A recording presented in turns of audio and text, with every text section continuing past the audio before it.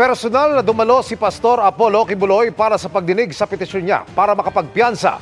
Kaugnayan ng hinaharap niyang kasong qualified human trafficking, isang non-bailable offense. Nakatutok si Oscar Oida. Pasado 3:30 na ng hapon nang lumabas ng Pasig Regional Trial Court si Pastor Apollo Kibuloy matapos ang maghapong pagdinig sa inihain nilang petisyon para makapagpiyansa para sa kasong qualified human trafficking. Kung tutuusin, non-bailable ang kaso pero hiniling pa rin ito ng pastor na dumalo pa sa pagdinig kahit maluba umano ang ubo.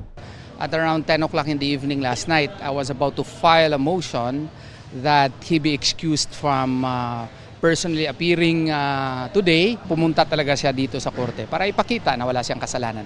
Kanina, sumalang sa direct examination ng kanyang private lawyers ang testigo ng prosekusyon na si alias Amanda.